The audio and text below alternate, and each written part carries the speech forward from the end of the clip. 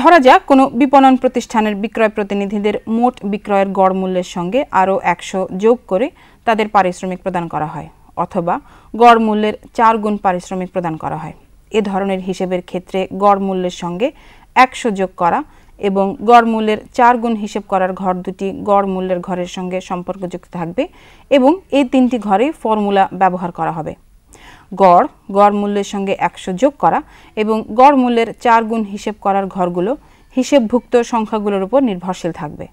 এর ভেতর থেকে যে কোনো সংখ্যা পরিবর্তন বা সংশোধন করলে ফর্মুলার মাধ্যমে সম্পর্কযুক্ত ঘরগুলোর সংখ্যা স্বয়ংক্রিয়ভাবে বা আপনা আপনি পরিবর্তিত বা সংশোধিত হয়ে যাবে।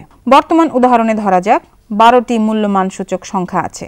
এই সংখ্যাগুলোর গড় বের করার জন্য E4 ঘরে ক্লিক করে সিলেক্ট করা হলো। ফর্মুলা বারে টাইপ করা হলো =অ্যাভারেজ A3:C6। কিবোর্ডের এন্টার বোতামে চাপ দেওয়া হলো। গড় মূল্য পাওয়া গেল 44।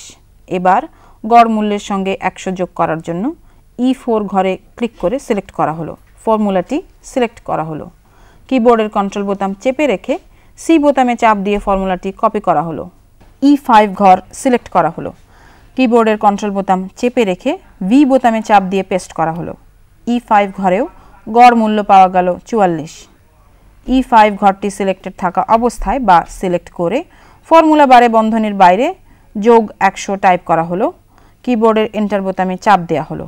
গড় মূল্যের সঙ্গে 100 যোগ করে পারিশ্রমিকের পরিমাণ দাঁড়ালো 144। E4 ঘরে ব্যবহৃত ফর্মুলা কপি করা আছে। E6 ঘর সিলেক্ট করে পেস্ট করা হলো। E6 ঘরেও গড় মূল্য পাওয়া গেল 44।